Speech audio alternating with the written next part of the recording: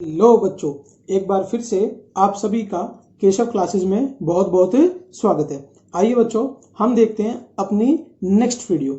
इस वीडियो में बच्चों हम देखेंगे कि हमारी एक्सरसाइज 1.4 कैसे सोल्व होगी। ठीक है, हम पहले उसके कुछ बेसिक क्वेश्चंस देखेंगे, बेसिक कंसेप्ट देखेंगे, उसके बाद हम अपनी एक्सरसाइज पे टूट पड़ेंगे। ठीक है बच्चों, आइए देखो बच्चों, इस एक्सरसाइज में हम देखेंगे वेन डायग्राम क्या होता है। मैंने क्या बोला, इस एक्सरसाइज में हम देखेंगे वेन डायग्राम क्या होता है। बच्चों वेन डायग्राम कुछ नहीं होता, जब मैं अपने सेट को, आई रिपीट, जब मैं अपने सेट को एक डायग्राम की फॉर्म में रिप्रेजेंट कर देता हूं, that is known as Venn diagram. फिलहाल के लिए सिर्फ आप इतना ध्यान रखो कि जब मैं अपने सेट को एक डायग्राम की फॉर्म में रिप्रेजेंट कर देता हूं तो वो क्या कहलाता है, वो कहलाता है बच्चों वेन डायग्राम। जैसे कि मान लो मेरा कोई भी एक सेट है, तो मैंने अपने उस सेट को ऐसे बना दिया एक बॉक्स के अंदर डाल करके, तो ये किसको रिप्रेजेंट कर रहा है, ये उस सेट के वेन डायग्राम को रिप्रेजेंट कर रहा है।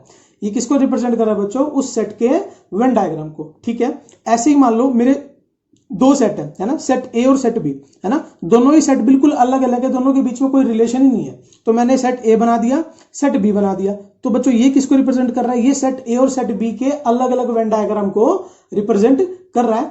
प्लस ये सेट मुझे ये भी बोल रहा है कि सेट ए और सेट बी के बीच में कोई भी रिलेशन नहीं है। वो क्यों बच्चों, अगर सेट ए और सेट बी के बीच में कहीं पर भी रिलेशन होता तो डायरेक्टली क्या हो जाता कि दोनों के दोनों सेट आपस में कहीं ना कहीं टकराते। आई रिपीट, अगर सेट ए और सेट बी के बीच में कहीं पर भी थोड़ा बहुत रिलेशन होता तो दोनों के दोनों सेट आपस में कहीं ना कहीं टकरा जाते। ठीक है बच्चों, ये अपना तीसरा एग्जाम्पल है ना। ये देखो, ये है सेट ए, ये है सेट बी, तो ये दोनों सेट का वेन डायग्राम है। बट इस वाले सेट में या इस वाले वेन डायग्राम में ए और बी के बीच में कुछ रिलेशन है, ए और बी के बीच में कुछ रिलेशन है, और वो रिलेशन क्या है वो हम आगे समझेंगे।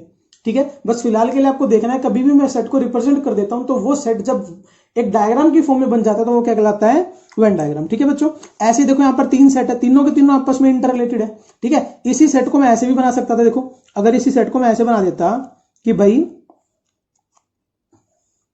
सेट ए सेट बी तो आपस में रिलेट करते हैं, लेकिन सेट सी आपस में रिलेट नहीं करता। ये सेट ए है, ये बी है, और ये सेट सी है। समझिए बच्चों इतनी सी बात। ठीक है, तो यहां पर ए बी तो आपस में रिलेट कर रहे हैं, बट सी आपस में रिलेट नहीं कर रहा। ये बच्चों क्या हो जाता है, ये तीनों का वेन डायग्राम हो जाता है एक ही वेन डायग्राम में। ठीक है, तीनों के ये छोटे छोटे जो गोले बनते हैं, ये तीनों सेट्स को रिप्रेजेंट करते हैं। ठीक है, आइए अब हम देखते हैं कि जब हम वेन डायग्राम पढ़ते हैं, प्लस जब हम दो सेट्स को रिलेशन पढ़ते हैं, दो सेट्स के बीच में आपस में रिलेशन पढ़ते हैं, तो वहां पर हम क्या देखते हैं कि कुछ टर्म्स निकल के आती हैं। सबसे पहली टर्म है बच्चों यूनियन। किसकी टर्म है, यूनियन की। अब यूनियन होता क्या, पहले आप ये समझो। ठीक है, देखो यूनियन की डेफिनेशन कहती है, the union of two sets A and B is the set of all those elements which are either in A or in B.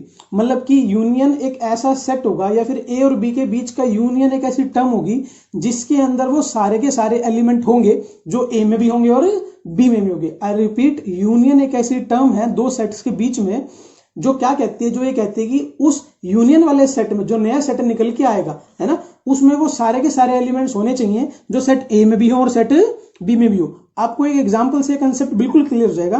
देखो ध्यान से, एग्जांपल बच्चों आपके सामने ये है, ये बोल रहा है कि सेट ए इसने दे दिया 1 2 3 और 4। ठीक है, सेट ए इसने दे दिया 1 2 3 और 4। इसने सेट बी दे दिया 3 4 5 और 6। ठीक है, अभी आपको बोल रहा है ए और बी का यूनियन बता दो। क्या बता दो, ए और बी का यूनियन। बच्चों यूनियन हमेशा किससे रिप्रेजेंट होता है, यू से। किससे रिप्रेजेंट होता है, यू से। अब आप बोलोगे सर आपने तो पहले बताया था यू से तुम्हारा यूनिवर्सल सेट रिप्रेजेंट होता है। बच्चों वो यूनिवर्सल सेट है, ये यूनियन है। यूनिवर्सल सेट का मतलब होता है कि एक ऐसा सेट जो खुद में यूनिवर्सल है, और यूनियन सेट बोलते हैं कि किन्हीं दो या तीन के बीच में जो रिलेशन डिफाइन करता है। दोनों का मतलब अलग अलग है। ठीक है, देखो ध्यान से, जैसे कि अगर मैं आपको बोलूं ए यूनियन बी, क्या बोला मैंने आपको, ए यूनियन बी, ये बीच में यूनियन का साइन है। ठीक है, तो ए यूनियन बी क्या हो जाएगा, ए के सारे एलिमेंट प्लस बी के सारे एलिमेंट। तो देखो यहां पर कितने आने चाहिए, 1 2 3 4, 1 2 3 4, तो मतलब कि 4 एलिमेंट इसके, 4 एलिमेंट इसके, इसमें कितने एलिमेंट आने चाहिए, टोटल 8 एलिमेंट। समझे इस बात को। बट आप देख रहे होगे कि यहां पर तो सर 6 ही एलिमेंट है, यहां पर तो हमारे 6 ही एलिमेंट है। ऐसा क्यों, मैंने आपको समझाया था कि सेट्स में कभी भी चीजें रिपीट नहीं होती। आई सेड सेट्स में कभी भी चीजें रिपीट नहीं होती। तो देखो ध्यान से, 1 और 2 इसका उठा लिया, 3 और 4 इसका उठा लिया। अब 3 और 4 दोनों में कॉमन है, तो बच्चों ये एक ही बार उठेगा, दो बार नहीं उठेगा। ठीक है, तो 3 और 4 आ चुका है, तो बाकी का 5 और 6 बचा, 5 और 6 भी ले लिया, तो ये क्या बन गया हमारा, ए यूनियन बी। ठीक है, अब भले ही आप बेशक से काम कर लो कि जो यूनियन वाला सेट निकला है इसको आप नया सेट का नाम दे दो। मान लो मैंने इसको सी सेट का नाम दे दिया। ठीक है, आया आपको इतना समझ में? शाबाश। अब हम एक और देखते हैं एग्जाम्पल इसी का। क्यों एग्जाम्पल मैं आपके सामने लिख रहा हूं? वो इसलिए ताकि आपको थोड़ी थोड़ी क्वेश्चंस में क्लैरिटी हो जाए कि मुझे एक्चुअली में निकालना क्या है। देखो ये बोल रहा है सेट ए में एलिमेंट है 1 2 3, सेट बी में एलिमेंट है 4 5 6। तो ध्यान से देखो इसका यूनियन क्या बनेगा? ए के सारे एलिमेंट यहां होने चाहिए, बी के सारे एलिमेंट यहां होने चाहिए। तो देखो ए के एलिमेंट 1 2 3 1 2 3, सारे के सारे एलिमेंट आ गए। बी के एलिमेंट 4 5 6 4 5 6। अब की बार बच्चों सारे के सारे एलिमेंट आ गए, क्योंकि दोनों के बीच में कोई भी एलिमेंट कॉमन नहीं था। अगर दोनों के बीच में यहां पर भी कोई एलिमेंट कॉमन आ जाता तो वो भी यहां पर सिर्फ और सिर्फ कितनी बार आता बच्चों? एक बार। कितनी बार आता? वो भी सिर्फ और सिर्फ एक बार। क्लियर इतनी सी बात? शाबाश। अब हम देखते हैं कि यूनियन का डायग्राम क्या होता है। ठीक है बच्चों, ध्यान से देखो, ये एक सेट है, ठीक है, ये एक वेन डायग्राम है। वेन डायग्राम में दो सेट बना रखे हैं, सेट ए सेट बी। ठीक है बच्चों, यूनियन का मतलब है कि ए में भी, ए का भी सब कुछ होना चाहिए और बी का भी सब कुछ होना चाहिए। आई रिपीट, ए का भी सब कुछ होना चाहिए और बी का भी सब कुछ होना चाहिए। तो मैंने पूरे ही ए को ले लिया, देखो पूरे ए को ले लिया, मैंने पूरे ही बी को ले लिया। अब जो ये दोनों का पोर्शन है बीच में, ये वाला देखो ध्यान से, ये वाला पोर्शन, ये जो बीच में ये वाला पोर्शन, ये रिप्रेजेंट कर रहा है दोनों के कॉमन पार्ट को। किसको रिप्रेजेंट कर रहा है बच्चों? ये दोनों के कॉमन पार्ट को। तो इस कॉमन पार्ट को बच्चों हम बोलते हैं इंटरसेक्शन। क्या बोलते हैं इस पार्ट को? हम इंटरसेक्शन। क्या बोलते हैं? इंटरसेक्शन। ठीक है, और ये कैसे रिप्रेजेंट होता है? ये रिप्रेजेंट होता है ए इंटरसेक्शन बी। ठीक है, तो जो दोनों के बीच में कॉमन होता है बच्चों, उसको हम बोलते हैं इंटरसेक्शन। लेकिन एक बात बताओ, हम तो यूनियन में कॉमन वाली चीज भी लेंगे, तो इसीलिए हमने जितनी भी हमारे सामने फिगर थी ए और बी की, हमने सारी की सारी फिगर को क्या कर दिया? डार्क कर दिया। समझी इतनी सी बात? आई इतनी सी बात कि हमने ए और बी के यूनियन की बात कब करी? जब ये पूरे के पूरे हमने इकट्ठे ले लिए। तो बच्चों डायग्राम आपको अच्छे से आना चाहिए। डायग्राम नहीं आएगा तो आगे आपको सेट्स में बहुत ज्यादा दिक्कत हो जाएगी। देखो मैं आपको 3 का एक डायग्राम बना के दिखाता हूं। जैसे कि मान लो ये आपके पास एक डायग्राम है, ठीक है, ये वेन डायग्राम है ना। ये सेट ए है, ये सेट बी है और ये सेट सी है। ठीक है, ये सेट ए है, ये सेट बी है और ये सेट सी है। मैं आपको बोलूंगी मुझे तीनों का यूनियन बताओ, तो तीनों का यूनियन का मतलब क्या है कि जो तीनों के अंदर आ रहा है, मुझे सारे के सारे एलिमेंट चाहिए। तो जितना भी पोर्शन आपको दिख रहा है सारा का सारा डार्क कर दो। ये सबको किसको रिप्रेजेंट कर रहा है बच्चों? ये यूनियन को रिप्रेजेंट कर रहा है। किसको रिप्रेजेंट कर रहा है? यूनियन को रिप्रेजेंट कर रहा है। A union B union C, मतलब कि जो तीनों का ही यूनियन होगा वो किसको रिप्रेजेंट करेगा? इस वाले सेट को।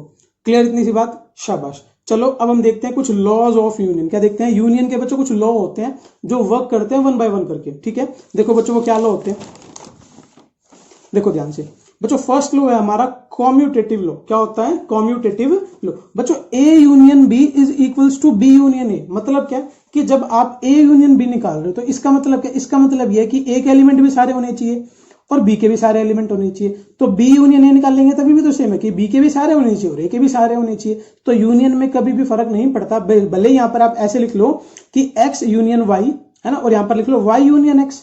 एक ही मतलब है, क्योंकि मुझे एक्स के भी सारे लेने और वाई के भी सारे लेने, आगे वाले के भी सारे लेने और पीछे वाले के भी सारे के सारे एलिमेंट लेने। ठीक है, यहां पर भी ऐसे ए के भी लेने सारे, बी के भी लेने, बी के भी लेने, ए के भी लेने। तो दोनों के दोनों अगर आपस में इंटरचेंज हो जाए तो कोई फर्क नहीं पड़ता। अब ये इंटरचेंज क्यों हो रहे हैं ये हमारे को धीरे धीरे करके आगे क्वेश्चन में समझ में आएगा जब हम प्रॉपर्टीज वाले क्वेश्चन करेंगे। बट आपको ये प्रॉपर्टीज अच्छे से याद होनी चाहिए। ठीक है बच्चों, आओ ध्यान से।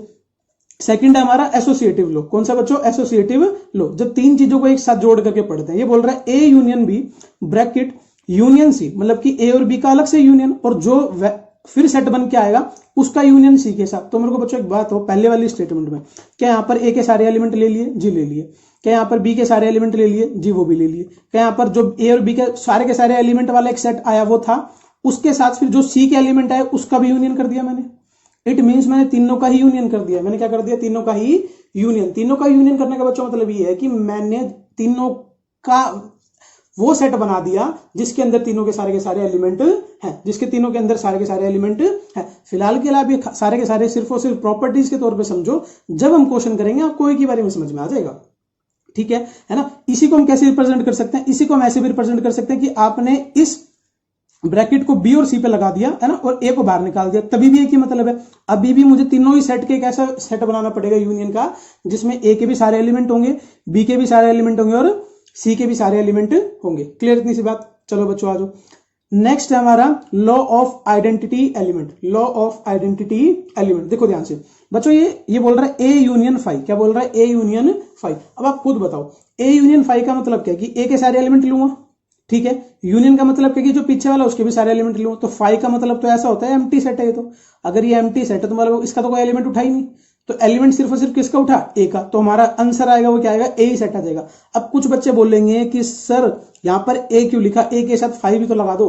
बच्चों फाइव तो हर सेट के साथ रहता है हमेशा, तो उसे लिखो ना लिखो कोई फर्क नहीं पड़ता, ठीक है। अगर यहाँ पर ऐसा हो जाए यू सेट यू तो वो क्या होगा, यूनिवर्सल यूनियन यूनिवर्सल, तो उसका आंसर क्या हो जाएगा, यूनिवर्सल, ठीक है। अगर यहां पर ऐसे लिख दूं कि बी यूनियन फाइव, तो फाइव का तो कोई मतलब ही नहीं है ना बच्चों, है ना। फाइव तो खुद में एम्प्टी सेट है, तो जो एम्प्टी सेट है वो किसी के साथ क्या यूनियन बनाएगा, ठीक है। तो वो जो सेट होता है वो खुद में ही आंसर आ जाता है निकल के, ठीक है ना। आओ आगे, ये बोल रहा है ए यूनियन ए, आगे भी है पीछे भी है, तो आंसर क्या आ जाएगा, ए ही आ जाएगा। क्यों, क्योंकि मेरे को ए के ही सारे एलिमेंट लेने हैं, तो वो तो ए ही सेट निकल के आएगा, जो आंसर निकल के आएगा। बच्चों अगला है यूनिवर्सल यूनियन ए। देखो ध्यान से, यहां पर अलग हो गया ना, ये यू रिप्रेजेंट कर रहा है यूनिवर्सल सेट को, ये यू रिप्रेजेंट कर रहा है यूनियन को, कि भाई दोनों के यूनियन लो, है ना। और ये रिप्रेजेंट कर रहा है सेट ए को, इसको हम बोलते हैं लॉ ऑफ यू। बच्चों इसका आंसर आएगा यूनियन। क्या आएगा इसका आंसर, यूनियन या फिर यूनिवर्सल, यूनियन नहीं, यूनियन एक प्रॉपर्टी होती है,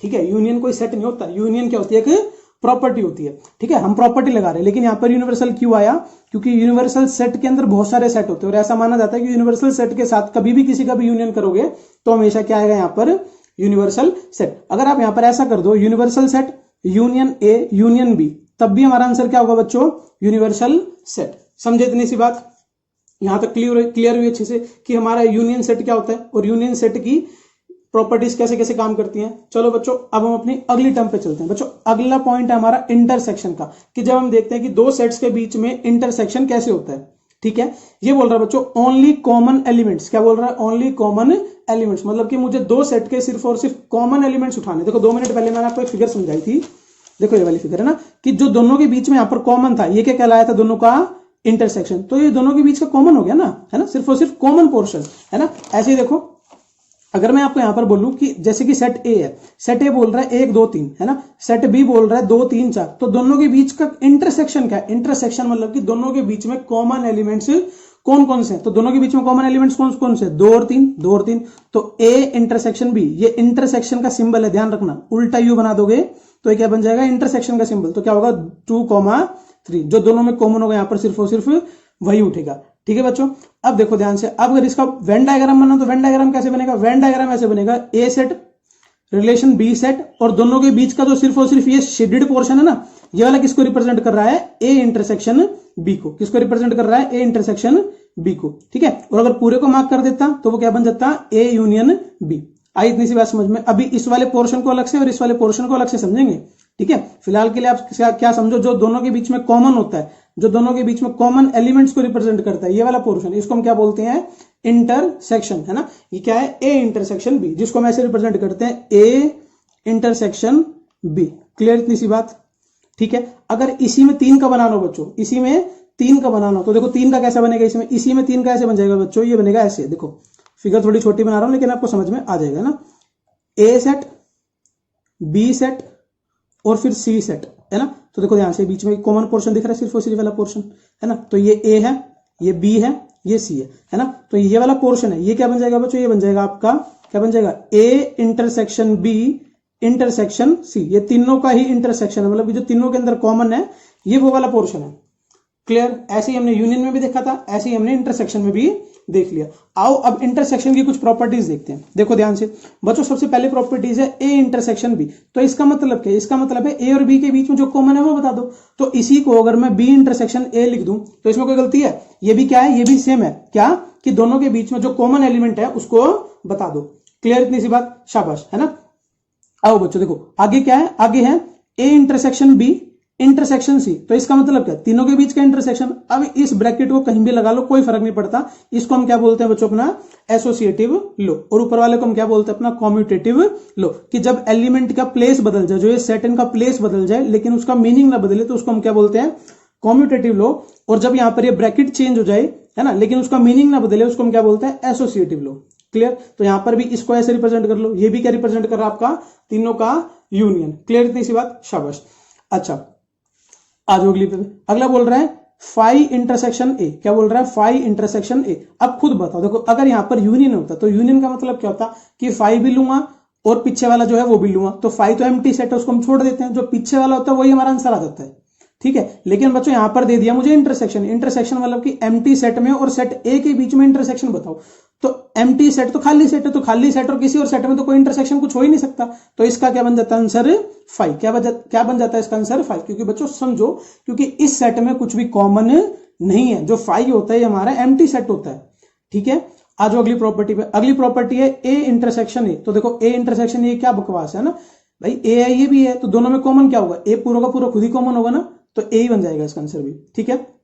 एक प्रॉपर्टी और देखो, अगला है universal set intersection A, universal set intersection A. बच्चों ये किसको रिप्रेजेंट कर रहा है, ये रिप्रेजेंट कर रहा है, देखो ये जो ये वाला यू है ये रिप्रेजेंट कर रहा है आपके यूनिवर्सल सेट को। किसको रिप्रेजेंट कर रहा है, आपके यूनिवर्सल सेट को। और जो ये इंटरसेक्शन है ये रिप्रेजेंट कर रहा है यूनिवर्सल सेट और ए के बीच में क्या कॉमन है। बच्चों यूनिवर्सल सेट के अंदर तो सेट ए भी हो सकता है, यूनिवर्सल सेट के अंदर बी भी हो सकता है, इसके अंदर सी भी हो सकता है, लेकिन हमें क्या उठाना है इन दोनों के बीच में कॉमन। तो दोनों के बीच में तो कॉमन ये ए ही बचेगा, जो दोनों में ए है, तो इसलिए हमारा आंसर क्या हो जाएगा, सेट ए।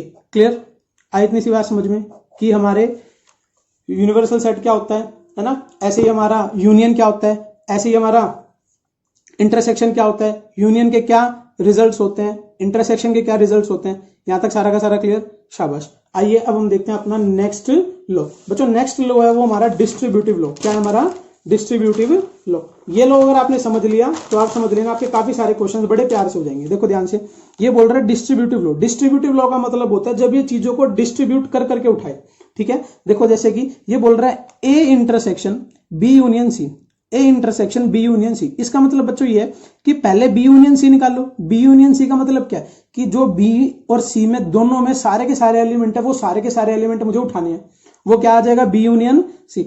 और फिर उसके बीच में जो दोनों बचेंगे उसका इंटरसेक्शन किसके साथ, उसका इंटरसेक्शन ए के साथ। अब मेरे को एक बात हो, अगर मैं वेन डायग्राम के थ्रू देखूं तो बी यूनियन सी का पोर्शन कौन सा हो जाएगा, बी यूनियन सी का पोर्शन बच्चों देखो ये वाला सारा हो जाएगा, यहां से लेकर ये सारा जितना भी बचेगा सारा का सारा, है ना। जो ये शेडेड है ये भी और ये इधर का भी, ये इधर वाला ए वाला छोड़ करके ये वाला पोर्शन नहीं होगा। इसके अलावा देखो इतना मैं मार्क करके दिखाता हूं, देखो ये वाला सारा पोर्शन, ये सारा क्या हो जाएगा, बी यूनियन सी। लेकिन ये बोल रहा है बी यूनियन सी मतलब कितना सेट आ गया। अब उसका इंटरसेक्शन निकालना है किसके साथ, ए के साथ। तो देखो अब इस वाले पोर्शन में ए कहां पर है, ये देखो यहां पर है ए, इतने पोर्शन में ए, सिर्फ ये दिख रहा है इतने पोर्शन में, है ना, सिर्फ और सिर्फ इतने पोर्शन में ए इतने पोर्शन में, है ना। तुम्हारा इसका आंसर क्या आ जाएगा, ये वाला पोर्शन सिर्फ और सिर्फ।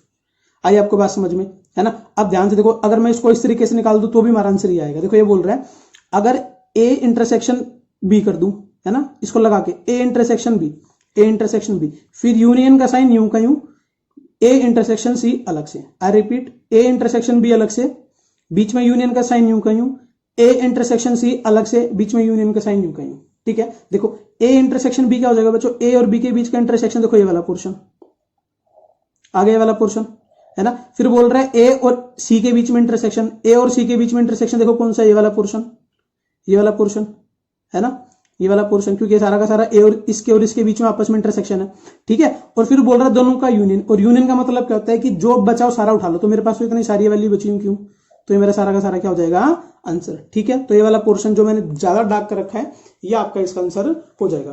क्लियर, मैं आपको एक एग्जांपल लेके समझाता हूं, आपको और अच्छे से समझ में आएगा। देखो मैं बोल रहा हूं आपके सामने एक सेट है ना, जिसकी वैल्यू है 1 2 और 3, ठीक है, जिसकी वैल्यू है 1 2 और 3। इस सेट के अंदर ये एलिमेंट्स हैं, है ना। बी एक सेट है जिसके अंदर आपको कुछ एलिमेंट्स दिए, आपको एलिमेंट्स दिए 3 4 और 5, क्या दिए हैं, 3 4 और 5। सी आपको एक सेट दिया जिसके अंदर आपको एलिमेंट दिए 4 5 और 6, क्या दिए 4 5 और 6। ये सारे के सारे एलिमेंट आपको दिए, है ना। अब हमारी प्रॉपर्टी बच्चों ये थी A intersection B union C. पहले हम इसको निकालते हैं, A intersection B union C, है ना, हम इसको निकालते हैं। तो देखो सबसे पहले बी यूनियन सी निकाल लेते हैं। तो बी यूनियन सी क्या होगा, बी के सारे एलिमेंट और सी के सारे एलिमेंट। तो बी के सारे एलिमेंट कौन कौन से हो जाएंगे, 3 4 5, है ना। और सी के भी सारे एलिमेंट उठाऊंगा तो 4 5 तो कॉमन आ गया, तो सिर्फ क्या उठेगा 6। तो क्या एलिमेंट बनेगा 3 4 5 और 6, ये वाला सेट आ गया, ये आ गया बी यूनियन सी, है ना। और इसका इंटरसेक्शन किसके साथ कर रहा हूं, ए के साथ। ए में क्या है 1 2 और 3। अब मुझे इन दोनों सेट का क्या उठाना है, इंटरसेक्शन। ध्यान से देखो दोनों में कॉमन क्या है, दोनों में कॉमन सिर्फ और सिर्फ 3 है, दोनों में कॉमन सिर्फ और सिर्फ क्या है, 3। तो ये मेरी एलएचएस की वैल्यू आई, किसकी वैल्यू आई, ये मेरी एलएचएस की, ठीक है। अब हम अपनी आरएचएस की वैल्यू देखते हैं। देखो ध्यान से, आरएचएस क्या थी अपनी, आरएचएस थी ए इंटरसेक्शन बी। तो ध्यान से देखो ए इंटरसेक्शन बी क्या आ रहा है, इसमें और इसमें क्या इंटरसेक्शन है, 3, क्या इसमें और इसमें इंटरसेक्शन 3। तो ए इंटरसेक्शन बी क्या आ गया, ए इंटरसेक्शन बी आ गया बच्चों सिर्फ और सिर्फ 3, ठीक है, ये अलग से ले लिया। बीच में यूनियन का साइन है, बीच में यूनियन का साइन है। ए इंटरसेक्शन सी, ए और सी में क्या इंटरसेक्शन है, देखो ध्यान से, ए और सी में क्या इंटरसेक्शन है, कुछ भी नहीं, तो इसके बीच में यूनियन का साइन, ए और उसमें क्या इंटरसेक्शन है, कुछ भी नहीं, तो कुछ भी नहीं को हम क्या बोलते हैं, 5, है ना। और दोनों के बीच में ध्यान से देखो यूनियन है, क्या है दोनों के बीच में, यूनियन है ना, दोनों के बीच में यूनियन है, तो सारा का सारा उठा लेंगे तो हमारा आंसर क्या आएगा, सिर्फ और सिर्फ 3। क्लियर। तो देखो LHS और RHS का रिजल्ट सेम आ रहा है। तो आप ये प्रॉपर्टी ध्यान रख लोगे अच्छे से। और रिपीट देखो कैसे होगी, ए इंटरसेक्शन बी, बीच में यूनियन है, यूनियन यूं का यूं, ये रहा यूनियन यूं का यूं, है ना, और ए इंटरसेक्शन सी अलग से, ठीक है, इतनी सी बात, ठीक है। अब हम देखते हैं बच्चों इस एक्सरसाइज के कुछ क्वेश्चंस देखते हैं 1 बाय 1 करके, ताकि आपको अच्छे से सारे के सारे समझ में आ जाए बच्चों। अब हम अपने कुछ क्वेश्चंस देखते हैं, ठीक है बच्चों। पहला क्वेश्चन ये बोल रहा है find the union of each of the following pairs of sets, ठीक है। जितने भी आपके सामने पेयर्स दे रखे हैं, जैसे कि फर्स्ट में 2 सेट्स दे रखे हैं एक्स और वाई, सेकंड में 2 सेट दे रखे हैं ए और बी, इन सारे के सारे पेयर्स के मुझे क्या ढूंढने हैं बच्चों, यूनियन, ठीक है। तो देखो फर्स्ट का जो हम यूनियन ढूंढेंगे तो क्या ढूंढेंगे, एक्स यूनियन वाई, क्या ढूंढेंगे, एक्स यूनियन वाई, ठीक है बच्चों। देखो एक्स क्या दे रखा है इसने, 1 3 और 5, एक्स के जो सेट के एलिमेंट है 1 3 5, है ना, वाई के जो एलिमेंट है 1 2 3, ठीक है। तो हमें क्या उठाना है, हम सारे के सारे एलिमेंट उठाने हैं, बट कोई भी एलिमेंट 2 बार नहीं उठाना, सारे के सारे एलिमेंट एक ही बार उठाने। तो देखो बच्चों जो मेरा सेट बन जाएगा वो सेट क्या बनेगा, 1, है ना, 2 3 और फिर 5, 1 2 3 और 5। क्लियर। ये आपके पहले क्वेश्चन का आंसर था। बड़ा आसान है, कुछ भी नहीं है, ठीक है। इसीलिए मैं अपने जो आसान क्वेश्चंस होते हैं उनमें पेन नहीं चलाता, ठीक है, बट ये वाला मैं आपको अच्छे से करवा देता हूं। क्लियर बच्चों ये वाला पॉइंट, ठीक है। देखो सेकंड बोल रहे हैं ए सेट और बी सेट, है ना, हमें क्या बनाना है, ए यूनियन बी, क्या बनाना है बच्चों, ए यूनियन बी, बना देते हैं ए यूनियन बी, ठीक है। देखो ए यूनियन बी में क्या आ जाएगा, ए बी और सी, ये तो दे रखा है। इसके अलावा ए ई आई ओ यू, ये सारे के सारे ई आई ओ और यू, ये तो सारे दे ही रखे, मतलब कि वोवल दे रखे थे उसने और ए बी सी दे रखे थे। तो यहां पर दोनों में ए तो कॉमन था ही, है ना, बी और सी अलग थे, तो बी और सी अलग से लिख के सारे के सारे वोवल मैंने रिपीट कर दिए। क्लियर अच्छे से। आओ थर्ड पार्ट में। थर्ड पार्ट आपको क्या बोल रहा है, बोल रहा है सेट ए दे रखा है, x is a natural number and multiple of 3, है ना, नेचुरल नंबर है और मल्टीपल ऑफ 3 है। तो बच्चों 3 के मल्टीपल तो कितने सारे होते हैं, 3 6 9 12 15 18 21, ये सारे के सारे मल्टीपल होते हैं, ये कभी खत्म नहीं होंगे कभी भी, ठीक है। और सेकंड में बोल रहा है x such that x is a natural number less than 6, x natural number है लेकिन एक्स नेचुरल नंबर है लेकिन 6 से छोटा। तो बच्चों दोनों में जो कॉमन है वो क्या कॉमन है, कि सारे के सारे मल्टीपल हो, वो सारे के सारे उठेंगे, प्लस जो 6 से नीचे वो सारे के सारे उठेंगे। तो देखो ए यूनियन भी डायरेक्ट क्या बनाओगे आप, ये सेकंड था, है ना। थर्ड में ए यूनियन बी आप डायरेक्ट क्या बनाओगे, ए यूनियन बी, ठीक है। देखो इसको हम सेट बिल्डर फॉर्म में बनाने की कोशिश करते हैं, x such that x is equals to 1 2 3 4 5, ये सारे के सारे होंगे ना, क्योंकि 6 से नीचे सारे के सारे लेने हैं। और क्या लेना है बच्चों, और हमें लेने हैं मल्टीपल ऑफ 3, तो हम क्या लिख देंगे, और मल्टीपल ऑफ 3, ठीक है। तो इसके अंदर सारे के सारे क्वेश्चन इंक्लूड होगी, ठीक है, मतलब कि जो पूरा का पूरा सेट था ए वो भी आ गया, पूरा का पूरा सेट बी था वो भी आ गया।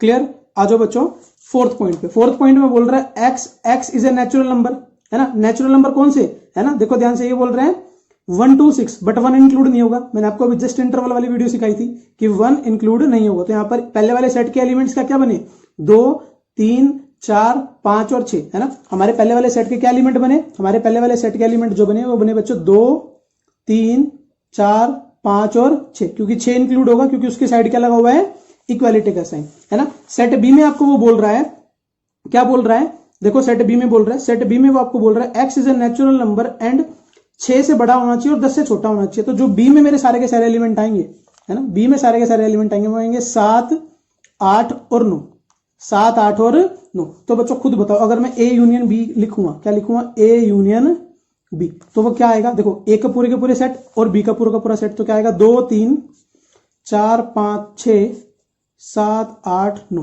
क्लियर ये वाली बात आई, इतनी सी बात समझ में, क्योंकि दोनों में कुछ भी कॉमन नहीं था जो कि मैं एलिमिनेट कर दूं, ठीक है। आओ फिफ्थ पार्ट पे। फिफ्थ पार्ट में बोल रहा है ए दे दिया आपको 1 2 3 और बी दे दिया आपको 5, और मैंने आपको सिखाया था कभी भी किसी के साथ भी अगर 5 का यूनियन निकलवाए तो वो खुद वो सेट हो जाएगा जिसके साथ उसका यूनियन निकलवा रहा है। तो बच्चों इस वाले क्वेश्चन में ए यूनियन 5 पूछ रहा है आपसे ना, A यूनियन 5, तो क्या हो जाएगा इसका आंसर, इसका सेट A ही हो जाएगा, जो आपको क्या दे रखा है, क्या दे रखा है आपको 1 2 और 3। क्लियर है वाला क्वेश्चन, शाबाश, है ना।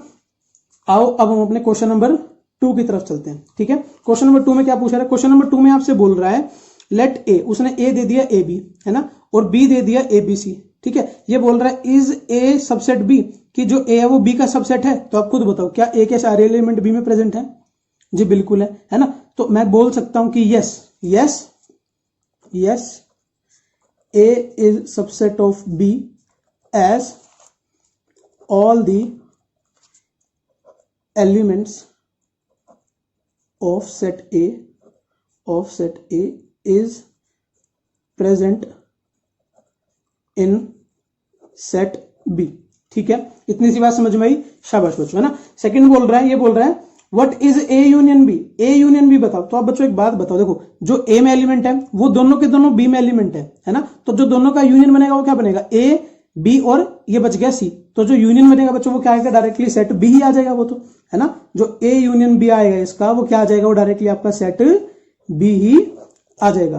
क्लियर इतनी सी बात, शाबाश बच्चों ना। अब हम चलते हैं अपने क्वेश्चन नंबर 3 की तरफ। देखो क्वेश्चन नंबर 3 में क्या बोल रहे हैं, बोल रहे हैं if A and B are two sets such that A subset B, ठीक है, कि अगर ए और बी दो ऐसे सेट हैं जिसमें जो ए है वो बी का सबसेट है, then what is the value of A union B. बच्चों देखो ऊपर वाली सेम कंडीशन नीचे आ रही है कि अगर ए बी का सबसेट हो जाए, है ना, अगर ए बी का सबसेट हो जाए तो ए यूनियन बी डायरेक्टली क्या हो जाता है, सेट बी, क्योंकि सेट बी के सारे एलिमेंट इसमें नहीं होते, लेकिन सेट ए के सारे एलिमेंट बी में होते हैं। तो इसका आंसर बच्चों क्या हो जाएगा, डायरेक्टली सेट बी। हमारे क्वेश्चन नंबर 3 का आंसर भी क्या हो जाएगा, सेट बी हमारा उसका आंसर हो जाएगा। आया बच्चों इतना समझ में, ठीक है। अब जो हमारे नेक्स्ट क्वेश्चन है बच्चों वो हम नेक्स्ट वीडियो में देखेंगे। Till then bye bye, thank you for watching.